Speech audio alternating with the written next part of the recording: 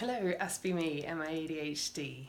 I'm really sorry for being a little bit aloof these last few days. I have been quite busy in other areas of my life. So apologies for, not posting as much as I could have. Now the reason for this is because I've pretty much used up all of my spoons on other things.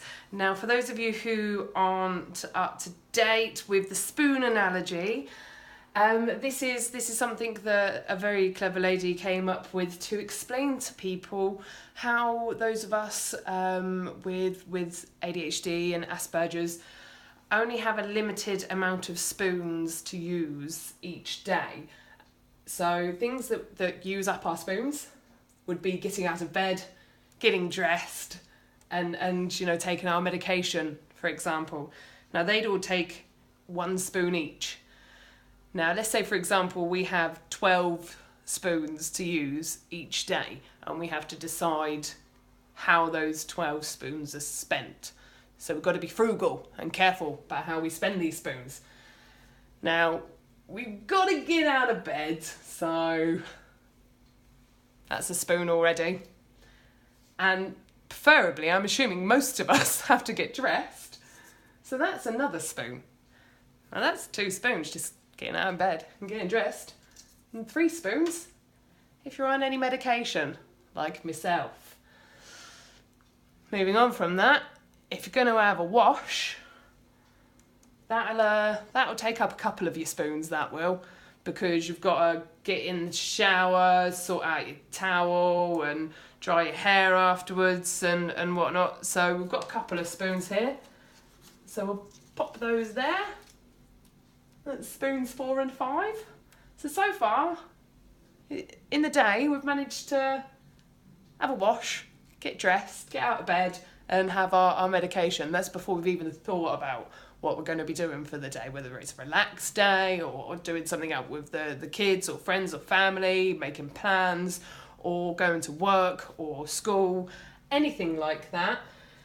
That would take 4 spoons doing that. So let's say, for example, we're going to work.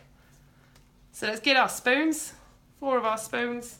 So that's 9 of our spoons used up for the day. And that's just because we got washed, dressed and out of bed, had our meds and went to work. Now what do we do after work? We've got 3 spoons left.